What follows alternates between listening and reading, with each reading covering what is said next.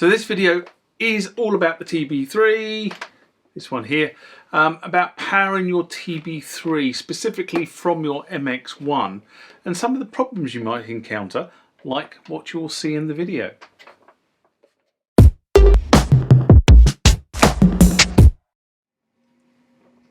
Okay, next question I get asked is actually about powering devices from the MX-1. And this is a prime example of powering a device from the MX-1. So if I were to take a cable, hang on, I'll need to go and get a USB cable. Remember, like, comment, subscribe to the channel. Go over to Instagram and follow me there. Go over to Facebook, follow me there. That's where the normal notices are. And consider becoming a Patreon.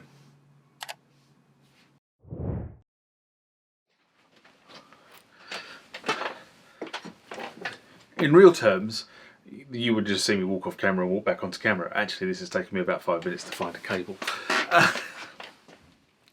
So this is a standard USB cable. Right at the top of the video I flashed another one of these up. This is actually one of my industrial studio cables.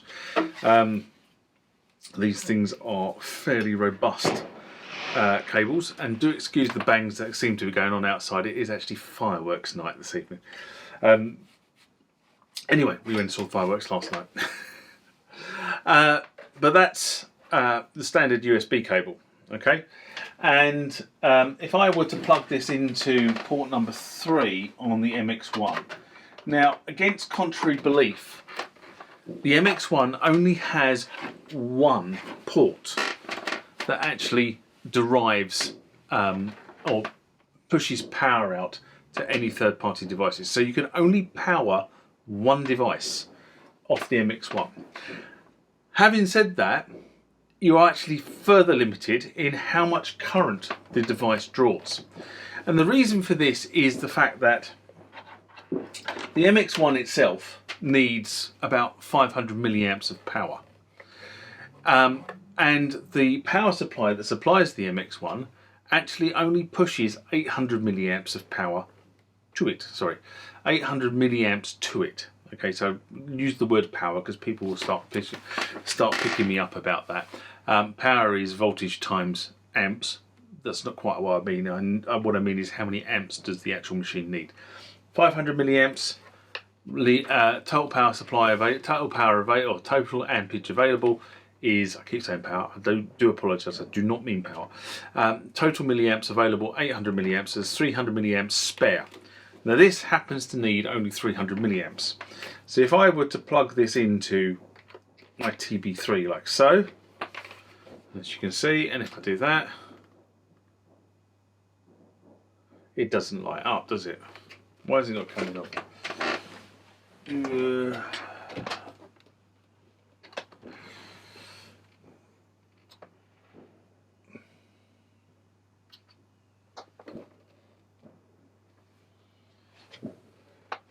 Now, this actually illustrates a really good point.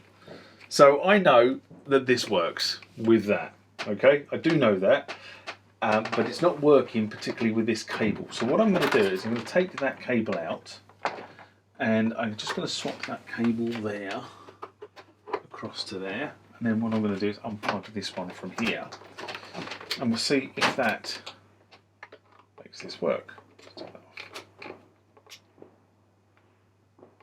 There you go. And this actually, so this means that this cable is not transmitting power. And this really illustrates a question I've been having with a tuber over the last couple of days. So you can see that I've plugged a different USB cable into this and this is working. And if I were to hit run over here, you can see the steps are running here. Okay, that should be coming across on camera. And if I were to push up USB 3 and switch the sound on,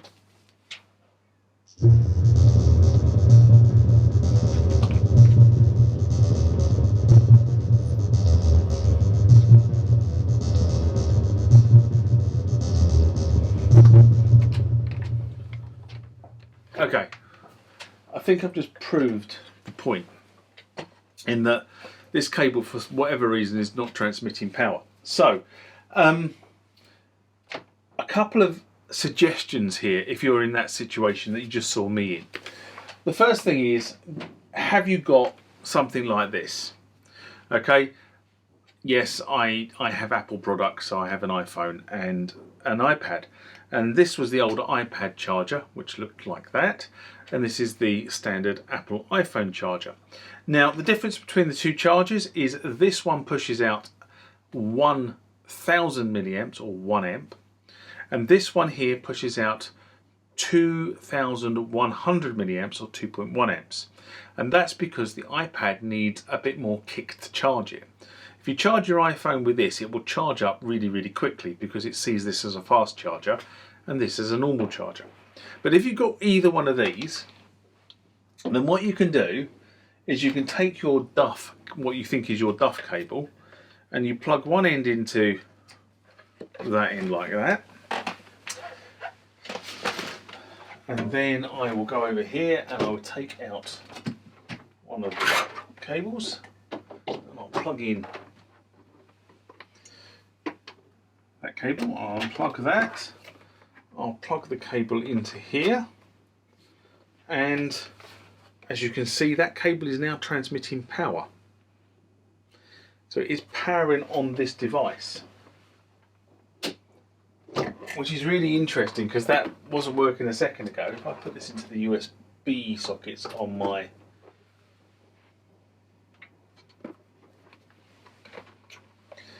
So there you go, that's now plugged into the USB socket, the USB power socket over here, and you can see clearly that is not pushing power to this device. So this cable, well, I've used this for data cable for a long period of time, doesn't work when pushing USB from a USB powered device.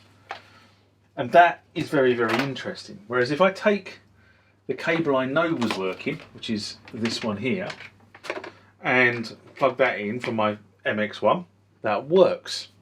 If I then go and plug that into my USB wall charger, it also works. And this is what I mean by not all USB cables are the same. Because, you know, if you'd been doing that, you'd be pulling your hair out for ages trying to work out why your MX-1 is not transferring power to your TB-3. Now, if you do that with, you know, the first thing you can do is one of these, and you can see whether it transmits power. And if it does, great, you know, it's actually able to transmit power. If you've got a wall socket like I have on the bench here, you can try it there. And as you clearly see, if I tried, where have I put it? There it is. If I tried that cable on the USB socket on the wall charger, it did not work. That one does, that one works in the back of the MX-1. So I have two cables that are doing two different things, and yet supposedly they are the same. So this was this was the question that was asked. We went through a whole bunch of diagnostics on the cables, and eventually the YouTuber who I was talking to said, I changed the cable out and all of a sudden everything worked.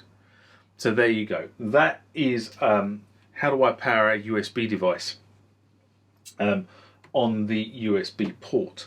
Now, what you really need to be careful of here is the device. This will work. The VT3 will work, and I think the VT4 will work, powered from this device. Your boutique's devices will not work powered from the MX-1. Reason for that is a boutique requires 500 milliamps of power, and we've just done some basic maths that says 800 minus the 500 the MX-1 needs leaves 300 milliamps, and a boutique needs 5. And if you plug a boutique in, the likelihood is it will not work. Now, these are maximum power consumptions, but that is kind of how you need to do it, because you have to work on maximums to understand whether you've got enough headroom or not. So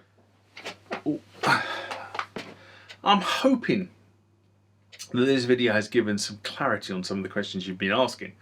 It's probably actually created more questions than I've answered, but I have tried to answer the basic questions that have been constantly come onto the channel.